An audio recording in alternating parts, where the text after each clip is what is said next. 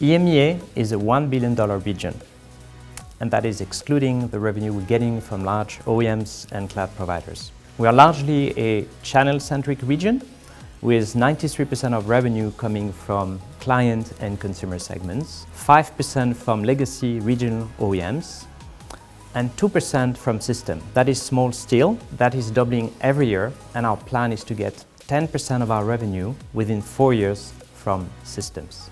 There are 23,000 active resellers in EMEA every quarter. That's a fairly stunning number. It represents about half the number of resellers that Seagate has globally in the channel. It reflects the complexity of this region, but also our customer breadth and how resilient our customer base is. We do serve this very large customer base mostly indirectly, 7% of the revenue coming from distribution and only 13% directly from very few key strategic partners such as Amazon. Seagate enjoys north of 40% share on every product segment and 50% plus on some such as NAS. We are also the most accretive region from a margin standpoint. There are 63 sales positions in EMEA, and as of fiscal year 22, 30% of them will support exclusively IT3 or IT 4.0 products. That was only 25% this year and 15% 2 years ago. This was entirely achieved through redeployment at square headcount level. The rule is very simple. We ask every team member to deliver minimum 5 million revenue per quarter, per segment and/or geography. We also adapt to our channel dynamic, such as the online growth accelerated by COVID and associated lockdowns. This all does require a lot of training, sales training, soft skill training, product training, but also compliance training.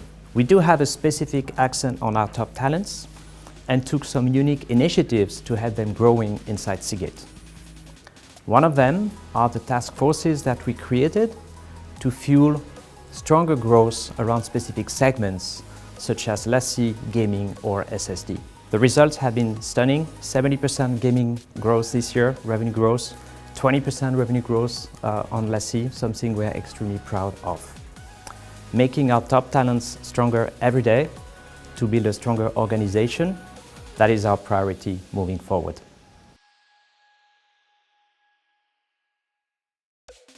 EMEA has an ambitious plan to optimize and reduce its site's footprint. Outside of Springtown and Amsterdam, there are 5 main sites in Europe, in London, Paris, Munich, Moscow, and in Dubai. Overall, we plan on reducing this overall footprint by 30%, and we have done that in fiscal year 21, despite the several lockdowns caused by the COVID, something that the entire team should be extremely proud of.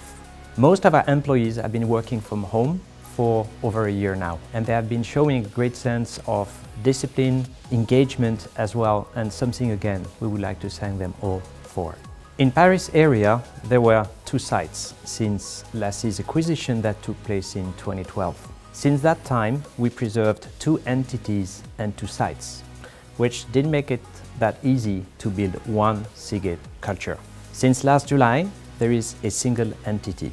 And since last November, there is a single office, this one site, where we're gonna try to build moving forward this one team spirit, which is really Paris SMT's top priority for this coming next year. The Paris site features 61 employees, representing 12 different functions. That's a very rich and diverse site. The main team is comprised of engineers very actively working on live and IT 4.0 projects. But there are also sales, go-to-market, HR, finance, and numerous support functions helping us all from this site.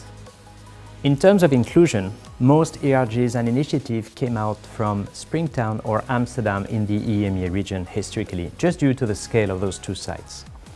Our priority moving forward is to relay and expand those initiatives in the other sites across Europe. And we started working with all the local SMTs on that project. We also ensure that those initiatives and the ERGs get the support that they need, including from the management team. And I would mention that I'm personally the sponsor of the Pride ERG that started in Amsterdam for the whole of EMEA. There is one specific value that I would like to talk about today for EMEA, and that is integrity. 2 years ago when I joined this role, the sales team unfortunately did experience a series of misconduct, revealing a lack of understanding from several team members in terms of the rules of engagement. With that, the team had fairly low morale and also was kind of unclear in terms of how they could successfully partner and engage with our customers. We spent a fair amount of time with the help of the HR team, legal team that I would like to thank you today, as well as with PwC, to set up meaningful, actionable trainings. And we did train our sales team repeatedly, consistently over the last 2 years. The results? Well, no excursion reported after 2 years.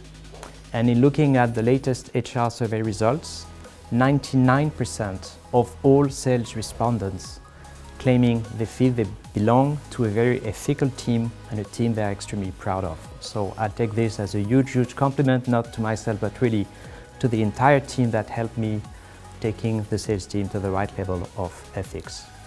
One team, one Seagate with the highest ethical standards. That is our plan for the years ahead.